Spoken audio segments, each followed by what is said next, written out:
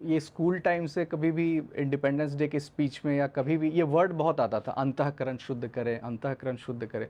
अब ये वर्ड की भी बहुत लोगों को क्लैरिटी नहीं थी। तब इसकी क्लैरिटी आती है जब एक शब्द और आता है बाह्यकरण, मतलब बाहर का इंस्ट्रूमेंट, जैसे हाथ पैर जो हमारे ऑर्गन्स हैं बेसिकली, जो हम फंक्शन करते हैं, तो उसको हम कहते हैं बाह्य इंस्ट्रूमेंट्स, ठीक है, एक्शंस जो हमें दिखता है। बट जो इनर मतलब वो एक्शंस के रूप में नहीं दिखता है, थॉट्स के रूप में, इंटेलेक्ट के रूप में, है ना, बुद्धि जो हम कह रहे हैं, है ना, या एक सेंस ऑफ ओनरशिप है कि ये काम मैं कर रहा हूँ, ये काम कोई और कर रहा है। तो ये जो सेंस है अंदर जो हमारा चर्निंग चल रहा होता है, तो वो हम इन इंस्ट्रूमेंट्स के सहायता से करते हैं। तो इंग्लिश में एक शब्द आ जाता है माइंड, ठीक है, बट यहाँ पर माइंड जो है वो सीधा 4 फैक्टर्स में टूट जाता है, मन बुद्धि चित्त अहंकार, ठीक है। तो शास्त्र हमारा बड़ा अच्छे से एक्सप्लेन करता है कि मन जो है वो विकल्प देखता है, बहुत ऑप्शंस जो देने का कार्य करता है उसको मन कहते हैं। मन उसको कहते हैं जो सेंसेस के साथ रहता है, इंद्रियों के साथ। जैसे कि मन आपका कहीं और है, तो आप खाना खा रहे हैं तो खाने का स्वाद आपको ओरिजिनल नहीं मिलेगा, है ना। कोई आपको बुला रहा है और मन कहीं और है आपका, तो सुनाई भी ना दे। तो यहाँ से एक क्लैरिटी आती है कि मन की वजह से, मन जब किसी इंद्रिय के साथ रहेगा तभी वो इंद्रिय का एक्सपीरियंस आपको मिलता है। तो मन का ये कार्य है। बुद्धि ये कहता है कि जब डिसीजन आप लॉक करते हैं, मतलब ऑप्शंस बहुत सारा दिया मन ने, तो इंटेलेक्ट जो है वो डिसीजन मेकर होता है, ये करना है या नहीं करना है, वो बुद्धि का कार्य होता है। अहंकार ये होता है कि अब क्या होता है, संस्कृत और हिंदी और अवधि, इसमें एक ये होता है कि समय के अनुसार उस शब्द का थोड़ा अर्थ बदल जाता है। बट अहंकार संस्कृत में घमंड नहीं होता है। अहंकार ये होता है ओनरशिप, मतलब ये कार्य आप कर रहे हैं, इसका जो सेंस है उसको हम अहंकार कहते हैं। मैं का, है ना, ये कोई और नहीं कर रहा है, आप कर रहे हैं। तो ये जो सेंस है, तो मतलब एक एग्जांपल अगर मैं दूं कि एक चोर दौड़ रहा है और कोई चिल्ला रहा है ना, तो आपके दिमाग में चल रहा है कि ये चोर है कि नहीं है, तो ये मन का कार्य है। डिसीजन लेना कि उसको पकड़ूं कि भागूं, ये बुद्धि का काम है। और ये मैं करूंगा, मैं ही ये काम जो है अहंकार का कार्य है, ठीक है। और चित्त जो है फंडामेंटली पूरे एक्सपीरियंस का एक इंप्रेशन पड़ता है। जैसे हमारी जो अपब्रिंगिंग होगी, बचपन से हम कैसे हमारे साथ घटनाएं हुई हैं, उसके हिसाब से हमारा एक मेंटल बिहेवियर बनता है और उससे हम हमारा बिहेवियर बनता है। तो उसको हम लोग कहते हैं संस्कार, है ना। तो संस्कार का जो फंडामेंटल रूट कॉज है वो चित्त है। तो चित्त जो है वो स्मृतियों को रखता है, अनुभवों को रखता है, कॉग्निशन। यस, कॉग्निशन तो एक बड़ा अम्ब्रेला हो गया, कॉग्निशन में वो हेल्प करता है, ठीक है। ये सारे इंस्ट्रूमेंट कॉग्निशन के ही इंस्ट्रूमेंट है, ये जो 4 हम लोगों ने अंतःकरण की बात की।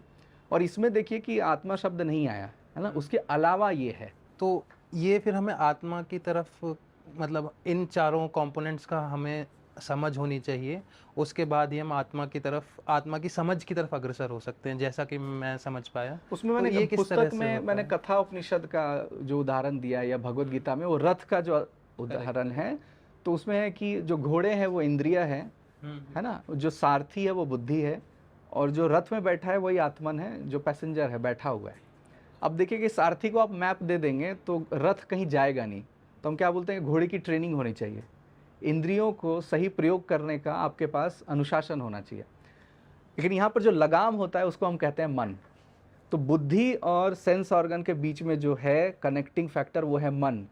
तो मन या इंद्रिय निग्रह अगर नहीं हो रहा है, मन वश में नहीं है, तो बुद्धि, हम बोलेंगे कि वो एक बोलते हैं ना कि बड़ा बुद्धि का हम सही प्रयोग करना, है ना, दुष्ट बुद्धि नहीं होना, वो आत्मा के सीधे सीधे संपर्क में रहना, वो पार्ट जो है ये कथा उपनिषद से हमें समझाती है कि आत्मा देखिए कोई एक्शंस नहीं ले रहा है, जो इंस्ट्रूमेंट्स वो तो कोई और है बट पैसेंजर वही है।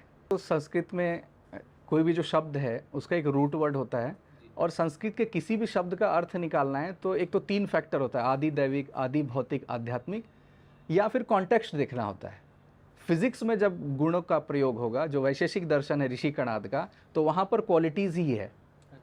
लेकिन जब आध्यात्मिक लैंग्वेज की बात होगी तो गुण जो है वो लिमिटेशन होता है। लिमिटेशन मतलब जैसे अगर सत्व रज तम को हम एक्सप्लेन करना चाहें, तो जो पहाड़ है वो तमस है, जो नदी है वो रजस है, ठीक है, और जो प्रकाश है, फ्लोइंग है क्योंकि, और जो प्रकाश है वो सत्व है।